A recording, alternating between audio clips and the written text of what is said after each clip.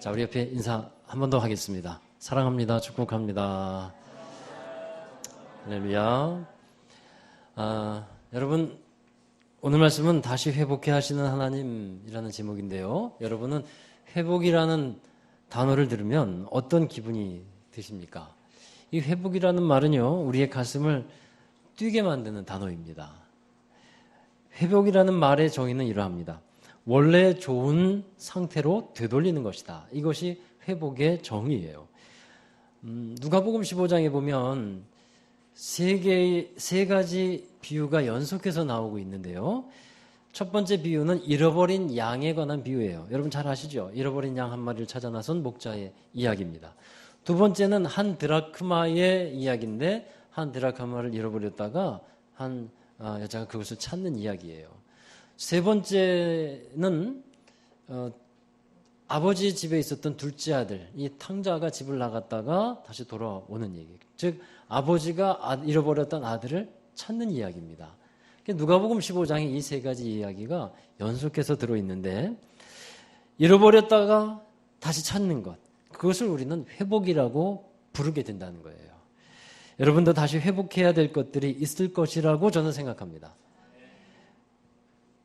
아멘 하시는 분만 회복할 게 있어요? 그죠?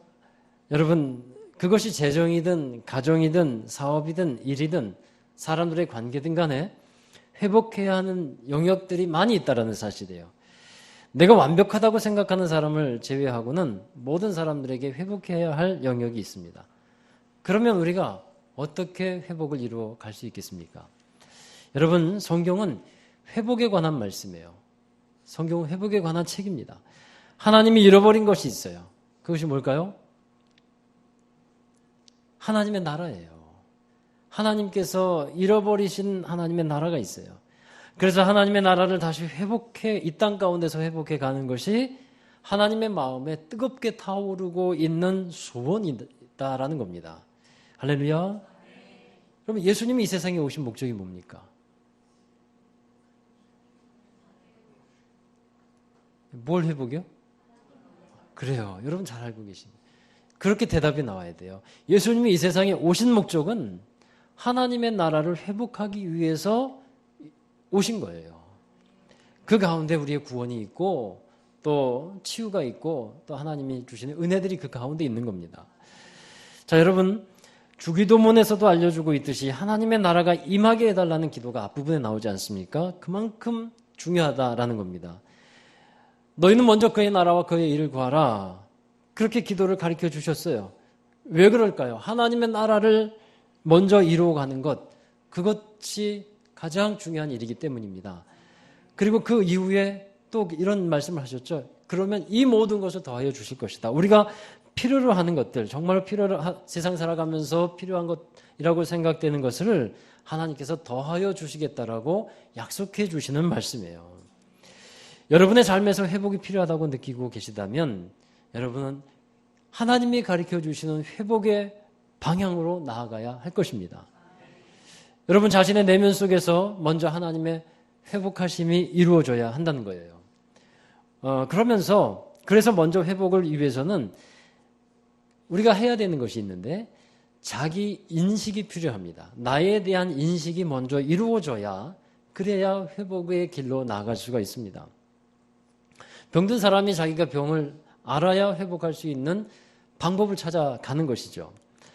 여러분, 하나님 보시기에는 잘못되어 있는데 스스로 생각하기에는 나는 별 잘못이 없다, 잘못되지 않았다라고 생각하는 사람이 있다면 그 사람은 회복의 첫 단추를 끼울 수가 없는 겁니다.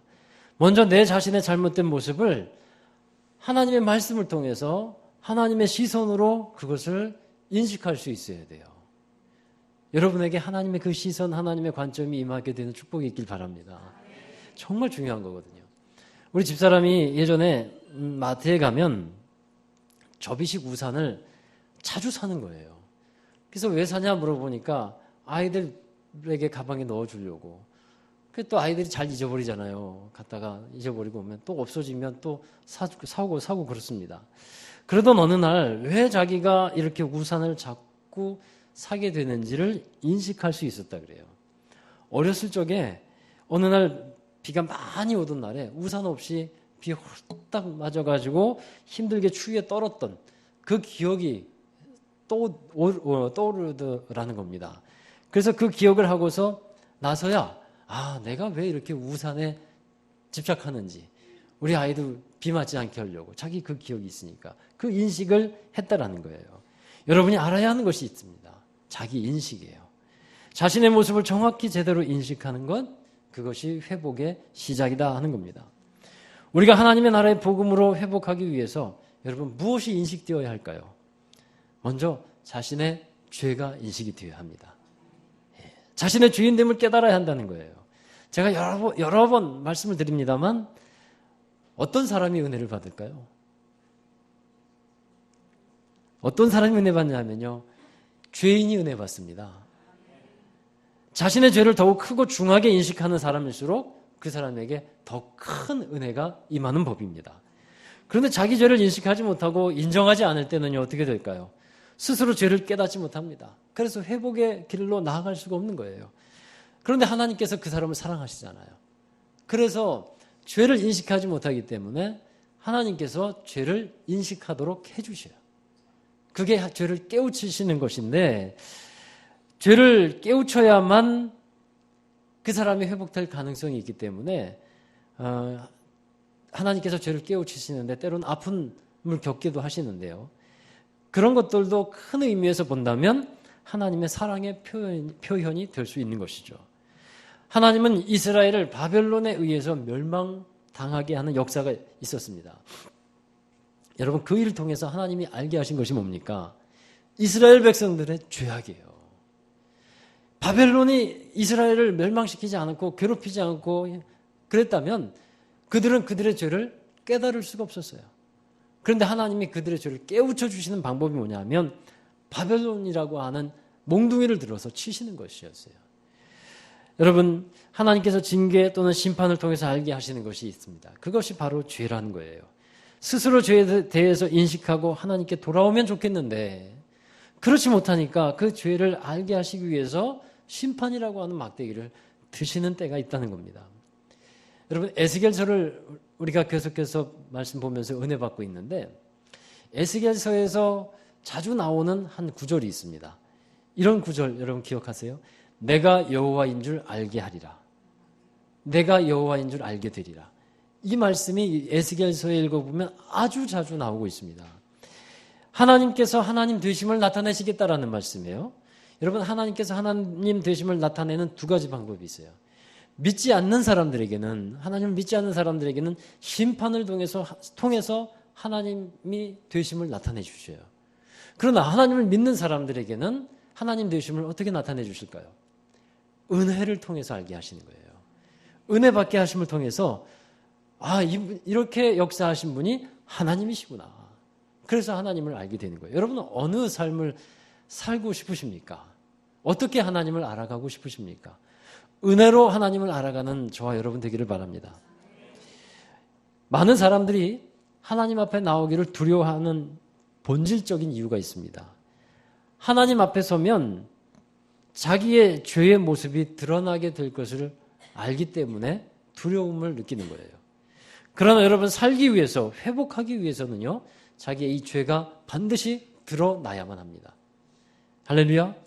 죄가 드러나야만 살 수 있다는 거예요. 그리고 하나님 앞에서 그 죄와 허물을 인식하고 인정할 때 자신의 죄가 있고 허물이 있음을 인식하고 또 하나님 앞에서 정직하고 진실되게 사람 앞에서 또 인식하고 정직하게 인정할 때 비로소 회복이 이루어지기 시작한다라는 겁니다. 예수님께서 이런 말씀을 하셨어요. 마태복음 7장 3절의 말씀인데요. 자, 같이 읽겠습니다. 어찌하여 형제의 눈 속에 있는 티는 보고 내 눈 속에 있는 들보는 깨닫지 못하느냐. 원래 다른 사람의 눈에 있는 티는 잘 보입니까? 안 보입니까? 안 보이죠. 돋보기를 보거나 유심히 눈 까고 봐야만 이게 보이는 건데, 그런데 그 티를 용케 찾아내는 사람들이 있어요. 정말 문제를 잘 삼습니다. 그러나 절대 그러한 모습으로는 그 사람이 회복될 수가 없다라고 하는 말씀이에요. 여러분, 예수님은 자신의 눈에 있는 무엇을 깨달아야 한다고 말합니까? 들보를 깨달라. 대들보와 같은 거예요. 이것을 깨달으라 하는 거예요. 다른 사람의 죄가 대들보 같아 보인다면 그 사람은 진짜 은혜 받은 사람이 아니에요. 반대로 자기의 죄가 이 대들보 같아 보일 때 그 사람이 진짜 은혜 받은 사람이고 회복이 되는 사람이라는 겁니다. 우리가 존경하고 사랑하는 하나님의 종 사도 바울이 있습니다. 그가 자기 자신을 어떻게 소개합니까? 자신은 만삭되어 나지 못한 사람과 같다. 그리고 죄인 중에 자신은 괴수다. 그렇게 말을 하고 있어요. 여러분, 이러한 자신의 모습의 발견, 자신의 죄인됨의 인정, 이것에서부터 무엇이 시작됩니까? 회복이 시작이 된다는 사실이에요. 자신의 죄인됨을 인정하는 사람은 그 다음 단계로 나아갈 수 있어요. 그 다음 단계가 뭔지 아십니까? 그것은 바로 예배자의 자리예요. 우리가 회복해야 할 많은 것들 중에 먼저 회복해야 될 것이 있습니다. 그것은 바로 예배라는 겁니다. 할렐루야. 예배가 무너지면 안 된다라는 거예요. 그것이 회복의 첫 단출기는 그 자리이기 때문에 예배가 무너지면 안 됩니다. 에스겔 오늘 읽은 말씀 20장 40절의 말씀입니다. 같이 읽어보겠습니다. 주 여호와의 말씀이니라. 이스라엘 온 족속이 그 땅에 있어서 내 거룩한 산 곧 이스라엘의 높은 산에서 다 나를 섬기리니 거기에서 내가 그들을 기쁘게 받을지라. 거기에서 너희 예물과 너희가 드리는 첫 열매와 너희 모든 성물을 요구하리라. 아멘. 예배라는 것은 하나님을 경배하고 하나님의 존재를 인정하면서 하나님을 하나님 되게 하는 우리 자신의 사랑의 표현입니다. 여러분, 하나님이 가장 기뻐하시는 것이 있다면 바로 이 예배자가 되는 거예요. 때로는 이렇게 생각을 하기도 합니다. 하나님 앞에서 내가 행동을 잘하면 되지 않느냐, 어떤 일을 잘하면 되지 않느냐. 여러분, 그러면 하나님이 기뻐하실 것이라고 생각하는데 예배는 행동이나 일이기 전에 관계입니다. 자신의 마음의 자세입니다. 지난주에 설교 시간에도 말씀을 드렸습니다만 사람의 죄에서 가장 본질적인 것은 내가 스스로 주인 되고자 하는 것이라고 말씀드렸어요. 여러분, 그러면 우리가 이 예배를 드리면서 마음에 어떤 변화가 일어나야 될까요? 이 예배를 드리면서 내가 주인 되었던 것들을 내려놓는 그런 시간이 되어야 한다는 겁니다. 그리고 내가 주인 되었던 자리에서 내가 내려오면서 주님께서 그 자리에 그 보좌에 앉으시도록 하는 것, 이것이 이 예배에서 우리가 이루어가야 하는 모습인 줄로 믿습니다. 주님께서 보좌에 앉으실 때, 내 보좌에 앉으실 때 주님 나를 다스려 주시옵소서, 나를 이끌어 주옵소서, 이러한 고백과 결단이 있어야 할 줄로 또한 믿습니다. 그리고 이 예배를 드리는 가운데 빠질 수 없는 것이 있어요. 그것이 바로 제물입니다. 구약 성경을 보면 하나님께 제사를 드릴 때에 제물이 없는 예배는 없어요. 빈손으로 하나님 앞에 보이라고 하지 않았습니다. 그래서 하나님은 오늘 40절의 말씀에도 보면 하나님께 제사를 드릴 때 너희 예물과 첫 열매와 모든 성물을 요구할 것이다, 그렇게 말씀하고 있어요. 여러분, 하나님의 나라를 다시 회복하는 데 있어서 이 제물들이 쓰이는 것입니다. 그래서 우리가 하나님께서 말씀하신 것들을 우리 하나님 앞에 정직하게 진실되게 드리는 우리 삶이 되어야 할 것입니다. 그런데 우리가 하나님께 예배를 드리면서 가장 중요한 예물이 있어요. 그 제물이 뭐냐 하면 바로 우리 한 사람 한 사람 자신이라는 거예요. 내가 하나님께 드려지는 예배가 가장 귀한 예물인 줄로 믿으시기를 바랍니다. 내가 드려지는 예배, 나의 마음과 나의 결단이 드려지는 예배, 이것이 되어야 한다라는 것입니다. 이사야 6장에 보면요, 이사야 선지자가 하나님을 예배할 때 소명을 받습니다. 그때 하나님을 대면하면서 참된 예배자의 모습을 우리에게 보여주고 있어요. 하나님의 임재 가운데 있었던 이사야에게 하나님께서 말씀합니다. 누가 나를 위하여 갈꼬? 그때 이사야가 대답하죠. 주님, 내가 여기 있습니다. 나를 보내소서.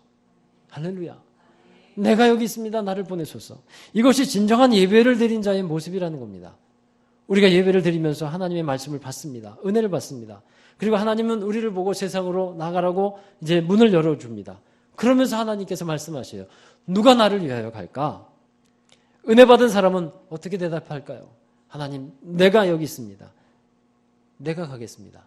그러나 많은 사람들이 은혜는 받았는데, 은혜는 받았다고 하는데 이상한 얘기들을 들을 수 있어요. 하나님, 누가 나를 위하여 갈까? 하나님, 내가 여기 있습니다. 저 사람을 보내소서. 그렇게 마음 먹고 얘기하는 경우들이 많다라는 거예요. 하나님, 은혜는 받았습니다. 근데 저 사람이 가야 합니다. 저 사람이. 이것은 진정한 예배자의 모습이 될 수 없다라는 겁니다. 지난 목요일에 70문도 전도대의 전도가 우리 교회에서 있었어요. 저도 같이 전도를 나가면서 전도하면서 제 마음에 정말 뼈저리게 느끼는 안타까움이 있었어요. 정말 나가면 만나게 하시는구나. 안 나가면 못 만나요. 그런데 나가면 만나요. 말씀을 전할 때, 또 그들과 얘기를 할 때 그들 속에 있었던 그 영적인 갈급함들을 만나면 알 수 있어요. 나가면 알 수 있어요. 그런데 여러분, 사람이 필요하다는 이 안타까운 마음을 갖게 되었어요. 정말 하나님의 마음을 알아서 때를 따라 양식을 나눠줄 사람이 필요한데 하나님은 그 사람을 찾으시는데 우리는 그냥 은혜만 받고 거기에 만족하고 있다고 하면 그것은 진정한 예배자가 되지 못한다는 사실이에요. 여러분, 주님께서 원하실 때, 주님께서 가라 하실 때 우리는 믿음으로 기뻐하며 나갈 수 있는 저와 여러분 되기 바랍니다. 이러한 예배가 회복되는 예배라 하는 겁니다. 여러분, 예배가 이렇게 살아나잖아요. 그러면 그 사람에게 있어서 삶이 살아납니다. 물질의 회복도 예배의 회복에서 시작됨을 믿으시기 바라요. 건강의 회복도 예배의 회복입니다. 가정의 회복, 예배의 회복에서 시작하는 거예요. 관계의 회복도 예배가 회복되어야 회복되는 거예요. 이 사실을 우리가 분명히 믿고 여기에 먼저 생명을 걸고 나아가자라는 겁니다. 여러분, 예배가 회복될 때 하나님은 다른 모든 것을 반드시 회복해 나가시는 분입니다. 그러니까 예배를 너무 잘 빼먹어요. 예배를 너무 소홀히 여겨요. 예배가 중요하게 그 앞자리에 와야 되는데 다른 거 다 해놓고 그 다음에 예배의 자리는 맨 뒤에 아니면 3순위 이렇게 와요. 이것은 진정한 예배자의 모습이 될 수 없다는 거예요. 여러분, 에스겔서에 보면요, 이스라엘 백성들을 하나님께 책망하면서 하나님의 백성이라고 하는 징표를 주었다고 말씀해요. 그게 첫 번째가 언약이고 두 번째가 안식일이에요. 안식일을 지키고 그 주일을 지키며 예배를 드리는 것이 하나님의 백성으로서의 징표라는 거예요. 우리 그것을 잃어버리지 않는 여러분 되기 바랍니다. 그리고 그 예배의 다음 단계가 있어요. 잘 기억하십시오. 자기의 죄의 인식이 있어요. 그 다음에 예배자로 나아갑니다. 그 다음에 다음 단계가 있는데 그것은 교회를 통한 회복을 경험하라 하는 거예요. 우리 에스겔서 20장 41절에 그 다음 절 말씀인데 읽어보겠습니다. 내가 너희를 인도하여 여러 나라 가운데에서 나오게 하고 너희가 흩어진 여러 민족 가운데에서 모아낼 때에 내가 너희를 향기로 받고 내가 또 너희로 말미암아 내 거룩함을 여러 나라의 목전에서 나타낼 것이며 여러 나라를 가운데 흩어졌던 이스라엘 백성들을 다시 모으시겠다고 말씀을 합니다. 예루살렘에서 흩어졌던 사람들을 다시 예루살렘으로 모이게 해요. 포로 생활을 끝내게 하실 것이고 다시 돌아오게 하실 것이라는 겁니다. 여러분, 왜 돌아오게 하시고 왜 모이게 하실까요? 하나님을 섬기는 것. 그리고 그 모이게 하시는 것이 바로 교회입니다. 모여서 함께 예배하고 교제하고 함께 섬기고 함께 주일을 감당하는 것이 교회라는 것입니다. 이곳에서 우리가 예배를 드립니다. 예배자의 자리로 나왔어요. 그러면 이제는 교회를 이루어 가야 한다는 사실이에요. 할렐루야. 이곳에서 드리는 예배가 오늘 말씀에도 나와 있습니다만 하나님께서 받으실 만한 아름다운 향기로 드려지게 되는 겁니다. 그리고 너희로 말미암아 내 거룩함을 여러 나라 목전에서 나타낼 것이라고 하는 말씀처럼 교회가 하나님의 구별된 거룩함을 세상에 나타내어야 한다는 것이에요. 사랑하는 여러분, 우리들은 정말 이 말씀처럼 다양한 곳에서 왔어요. 여러분이 어떻게 이곳에 오셔서 이 지역에서 근처에서 살게 되었는지는 잘 알 수 없지만 각각 다른 곳에서 살고 있다가 이곳에 와서 함께 예배드리는, 그래서 모여서 교회가 이루어졌어요.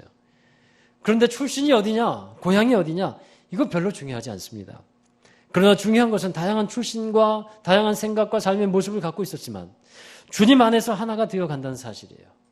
그것이 교회 아니겠습니까? 여러분, 그리스도의 몸된 교회를 이루어가고 있는데 우리는 몸의 지체를 이루어가고 있다라고 성경은 가르쳐주고 있습니다. 그런데 에베소서에서는 교회에 대해서 이런 말씀을 하고 있어요. 에베소서 2장 22절 말씀인데 같이 읽습니다. 너희도 정령 안에서 하나님이 거하실 초소가 되기 위하여 그리스도 예수 안에서 함께 지어져 가느니라. 아멘. 지어진 완성품이 아니에요. 교회는요. 지어져 가고 있다라는 거예요. 이 세상에 존재하는 교회 가운데 다 지어진 교회 없습니다. 모든 교회가 지금도 지어져 가고 있는 겁니다. 여러분, 함께 지어져 간다는 것이 아름다운 모습인 줄로 믿습니다. 그런데 우리가 보기엔 아름답잖아요. 근데 그 속에 들어가 보면요. 실제는 정말 인내해야 되고 견뎌야 될 것이 있고 그런 가운데서 만들어지고 함께 지어져 가고 있다라는 겁니다. 교회의 지체가 된다고 할 때 여러분 그 교회 지체, 여러분이 지체예요. 건강하십니까? 건강하지 않은 지체가 많이 있습니다. 병들어 있는 지체가 많이 있습니다. 여러분 몸이 아프면 어떤 소리를 냅니까? 아이고 소리 내지 않아요? 그런 소리가 저절로 나옵니다. 교회의 지체라고 하는 우리 한 사람 한 사람이 건강하지 못할 때 교회는, 주님은 어떤 소리를 낼까요? 아이고 소리 내실 것 같은 생각이 들어요. 여러분, 그러나 우리의 몸에서 연약한 지체가 있을 때 그 연약함이 또 능력이 되는 것은 그 연약함을 돌보는 성령의 돌보심이 있고, 그리고 옆에 함께 버텨주고 있는 좀 더 강한 지체들이 있다는 거예요. 그래서 그 강한 지체가 약한 지체를 돕는 겁니다. 그런 가운데서 병든 지체가 건강하게 되고 회복이 되어 가는 것입니다. 여러분, 교회의 일이라는 것도 그렇습니다. 약한 것 투성이에요. 허점 투성이고 어려운 것 많습니다. 그런데 그런 것을 봐요. 그러면 교회 지체는 어떻게 행동을 해야 될까요? 왜 이 모양이 됐냐라고 지적하는 게 아니에요. 그 어려운 곳이 있으면 내가 그 부분을 감당하는 거예요. 그게 건강한 교회를 세워가는 저와 여러분의 모습인 것으로 믿습니다. 여러분, 저는 확신하는 것이 있습니다. 여러분 자신뿐만 아니라 여러분의 삶도 회복되기를 원한다면 교회에서 반드시 그것을 이루어 가게 될 것이라는 겁니다. 저는 그것을 확신해요. 우리가 주님께 붙어 있으면 주님으로부터 오는 공급과 좋은 것을 받을 수 있듯이 교회에 있으면, 교회 안에 속해 있으면 주님께서 회복해 가시는 삶을 경험하게 된다는 사실이에요. 그런데 그 가운데서 좀 더 견뎌야 하는 일들이 있어요. 왜냐하면 말씀드렸듯이 우리가 다 문제가 있는 지체들이기 때문입니다. 문제가 없는 지체가 없잖아요. 다 연약하잖아요. 그래서 서로 신경전을 벌이거나 마음에 들지 않거나 하는 일들이 있습니다. 때로는 속상한 일도 있습니다. 그런 일들이 일어날 수 있습니다. 그러나 그 모든 것들 가운데서 함께 지어져 가는 과정이라는 것을 그렇게 받아들이기를 주의 이름으로 축원합니다. 하나님은 우리에게 하나님의 나라를 회복하실 것을 말씀하셨어요. 그리고 그 일을 우리를 통해서 이루어 가시기를 지금도 원하고 계시고, 성령께서는 그것을 위해서 우리 안에서 운행하고 계시고 세워가고 계시다 하는 사실입니다. 사랑하는 여러분, 우리 교회가 하나님의 나라를 이루어가는 교회가 되어야 함을 꼭 기억하시기를 바랍니다. 그리고 교회는 하나님의 나라가 되어야 돼요. 하나님의 나라요. 우리는 하나님의 권속들이라고 말씀하고 있어요. 권속이 뭐라고 말씀했습니까? 권속은 가족이라고 했어요. 패밀리입니다. 여러분, 우리가 하나님의 나라를 이루어간다는 것은 우리 안에 진정한 가족됨의 모습이 이루어지는 것을 말해요. 우리 교회를 통한 아름다운 회복이 이 가족됨을 통해서 경험되면서 교회 안에서 이루어질 수 있게 되는 것입니다. 그러나 한 가지 기억할 것, 회복으로 나아갈 때 그 가족됨 안에서 이기고 견디고 참아야 할 것이 있다라는 것입니다. 브라질에 이민을 가서 살던 김송자라고 하는 분, 지금은 선교사님인데 그분의 이야기가 있습니다. 그분은 결혼 전에 청년 여자의 몸으로 $100를 손에 들고 브라질에 갔대요. 이민을 갔습니다. 그곳에서 정말 밑바닥의 인생을 살아가면서 열심히 일을 했어요. 그래서 사업을 일으켰고 결혼 전에도 훌륭한 커리어 우먼이 되어가지고 성공을 했어요. 그리고 거기서 한국 남편을 만나서 결혼을 하고 자녀를 낳고 정말 남부럽지 않은 행복한 삶을 그가 살아갑니다. 가정도 행복했고요. 그가 세워놓은 그 기업도 정말 많은 종업원을 거느리고 우수한 기업으로 성장하게 되었습니다. 이들은 언제나 그 모든 일에 있어서 하나님께 감사했어요. 그리고 하나님께서 그 머나먼 이국 땅에서 축복해 주신 그것에 감사하면서 하나님께 예배드리고 자신의 기업과 자신의 삶을 하나님께 영광 돌리는 삶으로 은혜 갚는 삶을 살기로 그렇게 결단하며 살아가려고 합니다. 그런데 어느 날 큰 사건을 만나게 되는데 이들이 브라질의 이 어려운 지역 그 판자촌에 가서 구제 선교 활동을 정기적으로 하고 있었어요. 그런데 남편이 판자촌에 그 사역을 하러 들어갔다가 실종이 되어버렸어요. 그리고 3일 만에 찾았는데 죽음으로 발견이 되어 어느 외곽의 그 시체 보관소에 있는 것을 발견하게 됩니다. 남편을 죽인 범인들은 어떤 사람들이었냐면 그동안 그 판자촌에서 이들의 도움을 받고 있었던 사람들이었어요. 강도짓을 하려고 그 차를 이렇게 차에 들어왔는데 알고 보니까 얼굴을 아는 사람이라 그냥 풀어주면 자기의 범죄가 드러날까봐 그 남편을 죽였다고 합니다. 그 후에 이 김송자 씨의 삶과 가정은 만신창이가 돼요. 사업하기도 어려워졌고 살 소망도 없었고 늘 우울한 날들을 살아가게 됩니다. 그래서 모든 것을 다 잃어버렸어요. 게다가 돈을 빌려주었던 그래서 그 업체를 기업에서 돈을 빌려주어주고 그 기업을 잘 성장시켰는데 오히려 그 기업이 역소송을 해서 뭐 돈을 오히려 더 받아내려고 하는 그런 배신을 당하게 됩니다. 그런데 그때마다 놓지 않고 있었던 것이 있었어요. 그게 신앙이었고 하나님의 말씀이었어요. 하나님의 말씀을 듣고 힘을 내고 일어설 때 하나님께서 기적 같은 일로 회복해 가시는 일을 경험합니다. 하나님은 브라질 은행의 고위 관리를 만나게 해주셨다 그래요. 그런데 그 브라질 은행의 고위 관리를 전부터 알고 지내던 사람이 아니라 일면식도 없는 사람이었어요. 근데 하나님이 그 사람을 붙여주셔서 이 사람의 딱한 처지를 듣고 그 사람이 도와주게 됩니다. 그리고 재판 가운데서 변호를 하면서 이제 승리를 해서 그 억울하게 돈을 빼앗길 뻔했던 그것을 이제 다시 되돌려 받게 되고 그래서 조금씩 다시 사업을 시작하면서 회복을 하게 됩니다. 다시 하나님께서 일으켜 주시는 것이었어요. 그런데 여러분 이분의 얘기를 가운데 그 모든 것들도 견디기 힘들었지만 가장 견디기 힘든 것이 있었다 그래요. 그것이 뭐냐 하면 용서였다고 합니다. 용서. 모든 삶을 무너지게 만든 그 남편을 죽인 사람을 용서하는 것이었는데 그것을 참 하기 힘든데 하나님은 용서하라. 용서하라. 그렇게 말씀하시는 거예요. 그래서 어렵게 그 사람을 마음으로부터 용서했다고 합니다. 그런데 하나님이 거기에 그치지 않고 또 요구하시는 것이 있었어요. 남편이 주님의 이름으로 일을 하던 그 판자촌으로 대신 들어가라 하는 것이었대요. 그 말을 듣고 자신은 용서한 줄 알았는데 용서가 안 됐다는 것을 깨닫습니다. 그러면서 하나님 다른 것은 다 할 수 있어도 다른 것은 내가 다 할 수 있겠는데 그것만은 하지 못하겠습니다. 그것만은 하지 못하겠다고 그렇게 고백하면서 말씀을 듣지 않았어요. 남편이 죽은 그곳으로 들어간다는 것은 견딜 수 없는 그런 무게였습니다. 그래서 그렇게 버티고 있었는데 그녀에게 무서운 병이 하나 찾아와요. 그게 폐혈증이었다 그래요. 폐혈증에 걸리면 거의 죽지 않습니까? 그런데 하나님께 기도하면서 하나님 알겠습니다. 순종하겠습니다. 그렇게 기도했더니 씻은 듯이 폐혈증이 없어지는 거예요.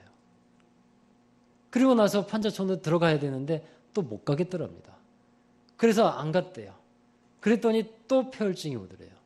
그 일을 또 기도하면서 순종하며 하나님께 결단하니까 또 폐혈증이 사라지고 고침받고 이것을 3번씩이나 반복하면서 결국은 이제 하나님이 명하시는 그 판자촌으로 들어가서 구제의 일, 선교의 일을 남편이 하던 일을 계속하면서 지금은 완전한 용서, 완전한 치유가 이루어지게 된 것을 고백하고 있습니다. 그런 힘든 기간들이 있었어요. 그러나 그 힘든 기간들을 지난 후에 하나님은 그 선교사님의 삶을 다시 회복해 주셨다 하는 사실입니다. 사랑하는 여러분, 우리가 모두 다 회복을 바라고 있습니다. 그렇지 않겠습니까? 여러분의 삶에 회복해야 될 부분들이 많이 있지 않습니까?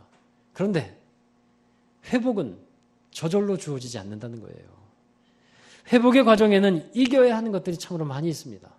하나님이 원하시는 것에 귀 기울이며 때로는 내 마음에 내키지 않는다고 해도 어렵고 힘든 일이라고 해도 순종하면서 따라가시길 바랍니다. 그래야 회복이 일어나기 때문입니다. 몸이 아픈 사람이 회복을 할 때 힘든 치료나 재활의 과정을 거쳐야 하지 않습니까? 나 힘들어서 그거 받지 않겠습니다 하면 회복할 수가 없는 거예요. 우리가 하나님 안에서 회복을 이루어갈 때도 견뎌야 되는 일, 이겨야 하는 것들이 반드시 있는 것입니다. 그것이 바로 삶의 주인이 내가 아니라 하나님이심을 인정하고 순종하면서 따라갈 때 그 이길 수 있는 능력이 우리에게 주어지게 됨을 또한 믿으시기 바랍니다.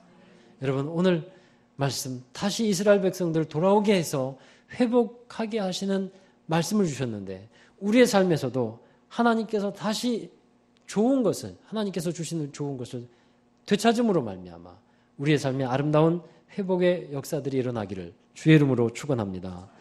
기도하겠습니다. 하나님 감사합니다. 우리의 삶에 좋은 것으로 축복해 주시고 늘 함께하여 주시는 하나님, 우리가 주님의 그 은혜의 마음을 알고 사랑의 마음을 알고 주님의 마음에 합한 삶을 살아가게 하여 주시옵소서. 또한 우리의 삶에는 너무나도 하나님 회복해야 될 일들이 많이 있음을 고백합니다. 그러나 우리 힘으로 될 수 없음을 또한 저희들 압니다. 그래서 주님 앞에 온전히 저희들의 모습을 솔직하게 내어 보이게 하여 주시옵시고 예배자가 되게 하여 주시고 교회 안에서 하나님이 이루어 가시는 놀라운 회복의 역사들을 경험하게 하여 주옵소서.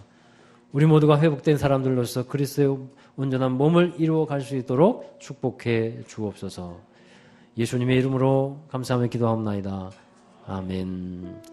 우리 다 함께 자리에서 일어나겠습니다. 일어나셔서 찬양하실 때 우리 주 품에 품으소서. 우리 이 말씀 찬양 후렴에 보면 주와 함께 날아오리겠습니다. 잠잠히 주를 보면서 주와 함께 날아오리겠습니다. 바로 회복하는 사람들의 모습인 줄로 믿습니다. 우리 찬양하면서 오늘 주신 말씀 생각하며 회복을 꿈꾸며 주님의 말씀 안에서 살아갈 수 있길 바랍니다.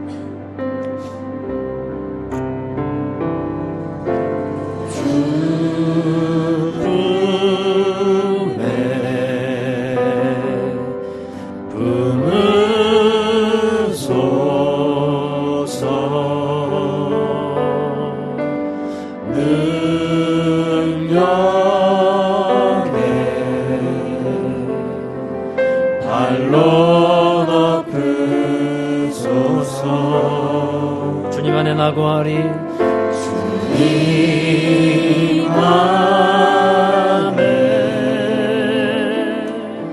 나고하리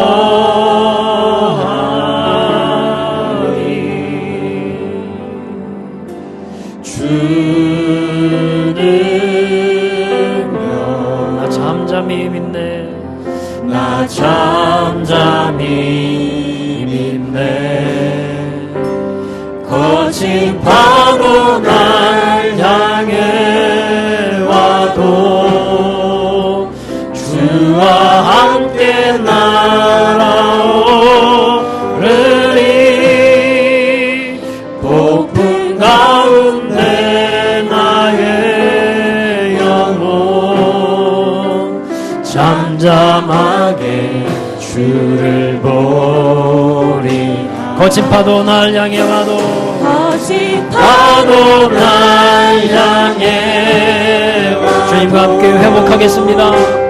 주와 함께 날아오는 우리 삶에 폭풍이 있을지라도 폭풍 가운데 나의 영혼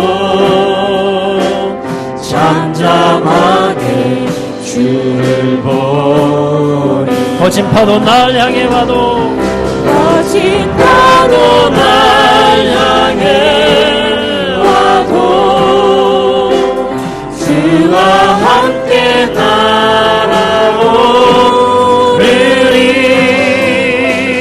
폭풍 가운데 나의 우리 주님만 바라보면 그 안에서 회복이 일어나게 됩니다. 주님 안에 거하십시오. 다시 한번 찬양합니다. 거친 파도 날 향해 와도, 거친 파도 날 향해 와도 주와 함께 날아오르리. 폭풍 가운데 나의 영혼 잠잠하게 주를 보리라. 아멘. 자, 여러분, 회복된 여러분의 모습을 그려보십시오. 하나님께서 여러분의 삶을 풍성하게 하시고 다시 기쁘게 하시고 즐거움을 찾게 하시고 소망을 갖게 하신 그 모습을 그리십시오. 어둠 가운데 있지 말고 주님께서 회복하게 하시는 그 빛된 자리로 나아가는 저희들 되기를 원합니다. 우리에게는 주님이 소망이십니다. 주님이 계시기 때문에 우리 삶은 다시 일어설 수 있고 회복할 수 있음을 믿습니다. 우리 함께 회복을 소망하며 주님 나의 삶을 다시 세우시옵소서, 일으키시옵소서, 주님의 능력으로 새롭게 하여 주옵소서. 우리 함께 동성으로 기도하며 나아가겠습니다. 은혜 사랑의 아버지 하나님, 우리의 삶을 회복하여 주시고 우리를 새롭게 하여 주시는 주님을 찬양합니다. 주님의 능력 가운데 우리의 삶이 회복되어지기를 간절히 원합니다. 하나님, 우리 안에 정말 좋은 것으로 함께하여 주시는 주님, 하나님의 나라가 우리 가운데 먼저 임하게 하여 주시옵소서. 주님이 기뻐하시는 삶의 모습으로 하나님 우리가 기쁨을 되찾고 주님의 즐거움을 되찾고 하나님 나라의 소망을 갖고 살아가는 우리 모두가 되기를 원합니다. 회복된 사람만이 하나님의 나라의 기쁨을 맛볼 수가 있음을 압니다. 건강하게 회복된 사람만이 하나님이 원하시는 일을 감당하게 될 줄 믿습니다. 하나님, 우리의 삶에 병든 것이 있다면 고치시옵소서. 분명히 깨닫게 하여 주시옵소서. 우리의 병든 모습을 보게 하시고 우리의 죄악된 모습을 보게 하여 주시옵소서. 그래야 하나님 앞에 우리의 모습을 인정하며 나아가게 하시고 예배자로 서게 하여 주시옵소서. 하나님, 예배자로 설 때 하나님께서 다양한 사람들을 이곳에 부르셔서 하나님 교회를 세워주시고 두세 사람이 내 이름으로 모인 곳에 나도 그 중에 있다 하시며 교회를 이루게 하시니 교회를 통해 하나님의 놀라운 하나님의 능력을 나타나게 하시고 하나님의 가족을 이루게 하시고 주님의 치유와 회복을 경험해 나가는 우리 모두가 되게 하여 주시옵소서. 서로 겸손히 주님을 섬기게 하시며 서로를 섬기게 하여 주시옵소서. 주의 능력 가운데 살아가는 우리 모든 이들이 되기를 원합니다. 하나님, 폭풍 가운데서도 하나님 파도 가운데서도 흔들리지 아니하며 일어서며 주님의 귀한 일을 감당하는 모두가 되게 하여 주시옵소서. 주님께서 이루어 가실 것을 믿습니다. 하나님 아버지, 감사합니다. 우리 삶의 회복을 이루어 가시는 주님을 찬양합니다. 좋은 것을 빼앗기지 아니하고 정말 주님 안에 그 좋은 것이 다시 우리에게 허락되어서 우리는 주님 안에 거하며 그 좋은 것을 누리고 살아갈 수 있는 하나님의 나라의 백성 되게 하여 주심을 감사합니다.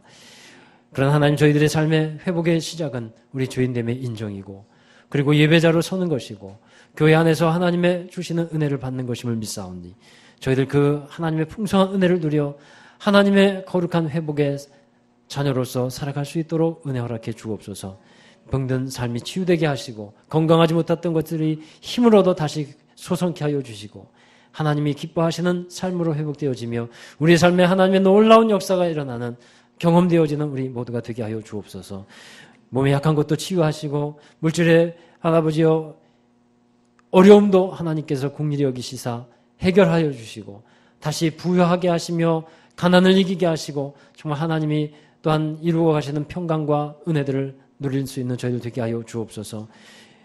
하나님이 허락하시는 우리의 삶 속에서 화해의 삶을 살게 하시고 사랑의 삶을 살게 하시고 몸된 지체의 삶을 아름답게 이루어 갈 수 있게 하여 주옵소서.